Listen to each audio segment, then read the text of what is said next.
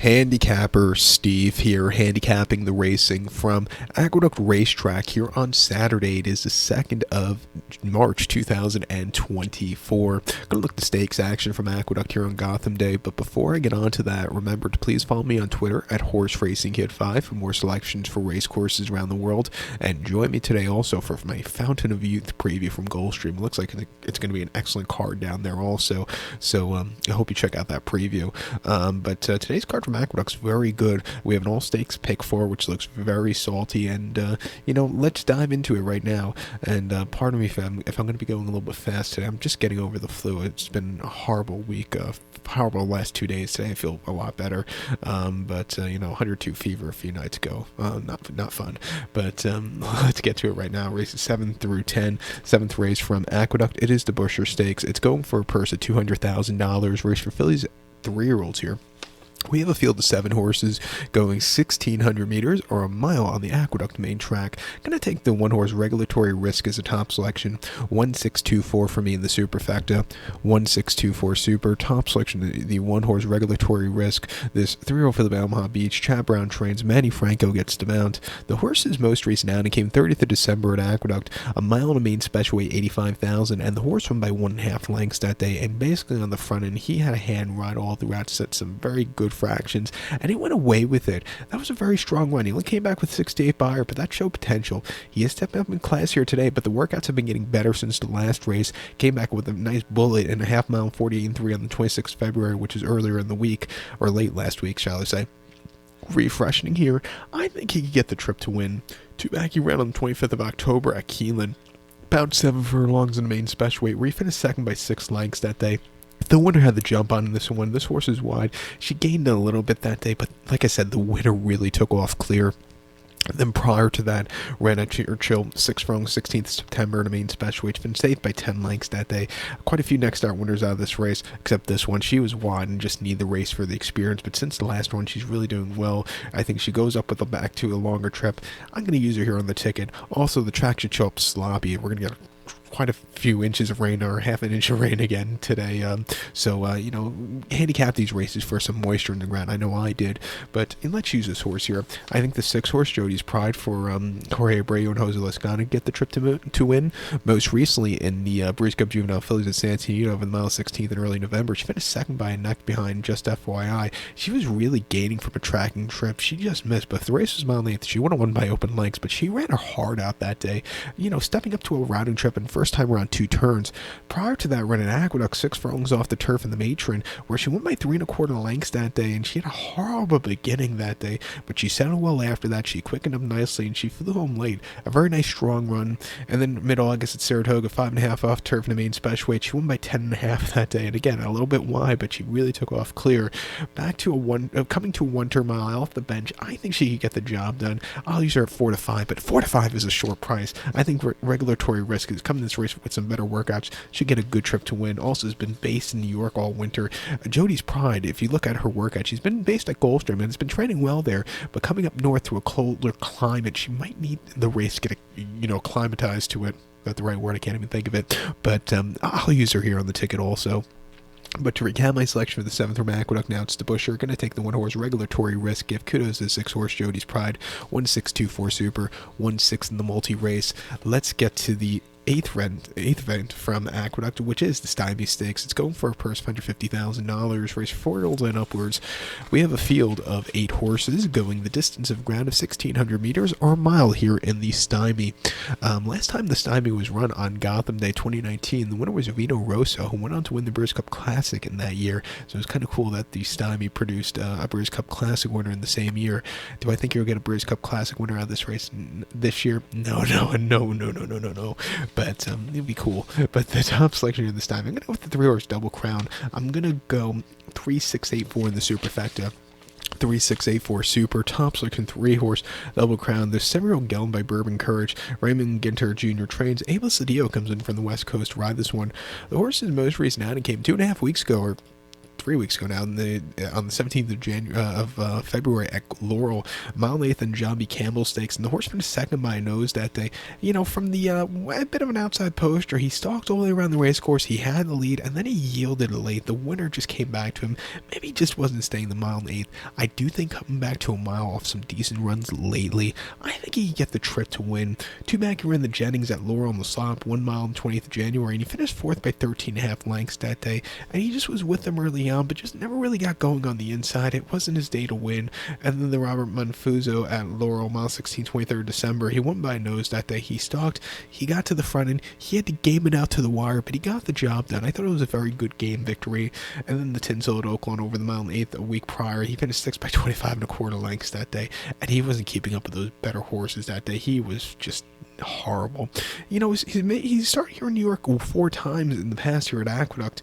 Most recently, the 49er in late October. He just never really had a good trip that day, but his form as of recently hasn't been half bad. He's proven he could run quick, decent off the quick refreshing. Getting Cedillo up from the West Coast isn't half bad thing.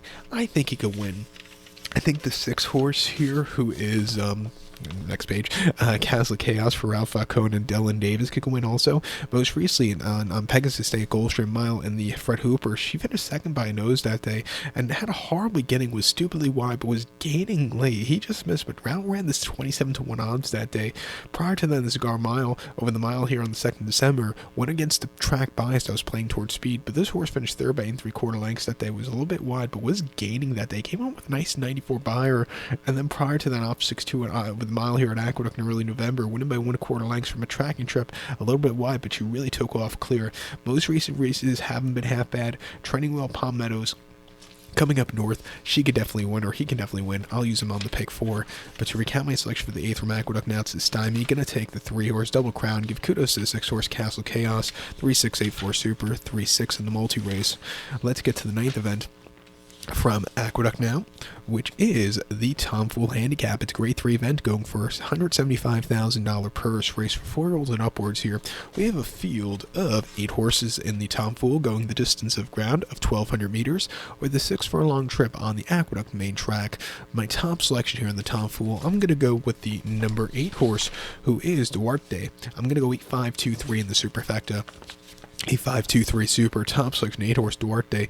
This 5-year-old gun by Distorted Humor. Dave Jacobson trains, and Manny Franco gets the mount. The horse's most recent outing came the 27th of January at Oakland, a mile on the slop in the 5th season stakes, and the horse finished 6th by 15 3/4 lengths that day, and just had nothing, absolutely nothing. Didn't break out of the gate. Basically jumped, stumbled, and had nothing after that. It wasn't the day to win. Come back to New York with this horse to prove she could run these good races. Back to a sprinting trip in a better spot than she was in Hot Springs. Two back in the Gravesend right after Christmas here at Aqueduct, 6 furlongs during the December. She finished third by 4.5 lengths that day. Again, was a little bit wide, but was really gaining lead. I thought showed good potential that day. And the Fall Highway at Aqueduct, 6 furlongs, 24th of November. Finished second by a length. Bold Journey was the next out winner in the Gravesend. This horse, just couldn't game it out. Bold Journey really closed up from nowhere to get the job done, kind of like Elite Power, the stablemate to this horse. But this horse just really couldn't get there late. Also, a high weight of 134 pounds in help. And then the Bold Ruler prior to that, going 6th at Aqueduct. She won by 2 3/4 lengths that day, basically on the front end. Got quarter horse to get good position, and then took off clear. Likes this track, 5 for 2 on it, training well. He could definitely win. I think the 5 horse here, Rodney, could get a trip to win for Jose Lascano. Mike Maker loves to slop. Most recent slop a month ago in the Sace Florida Sandy. The horse went by 4 lengths that day, and basically on the front end, stupidly wide, but came home clear. Prior to the Gravesend, couldn't catch Bold Journey, who really took off clear. It was a horse you want to keep an eye on going as the campaign goes longer. But this horse just placed behind him, ran his heart out that day. And the Fall Highway, he finished third by 3 1/4 lengths, a little bit wide, but just then a little bit flat late. But against State Breds in the Hudson over the 6.5 on the mud. He won by a length that day, and really took off clear. Loves this track, likes a little give in the ground or a little slop in the ground. And 9-5, a definite use in this pick 4. Even the 2 horse here, Listen to Your Heart, is a horse that could possibly blow it up for Katie Davis and Ray Handel. Was the last out winner on the 2nd of February on the slop quite nicely, winning by a neck that day, gaming it to the wire. Prior to that, had a little bit of a trouble trip in the off the bench that day, but has proven she can run these decent races. I'll give this horse a shot stepping up against these horses at 6-1. It's definitely run buyers that can win against these horses.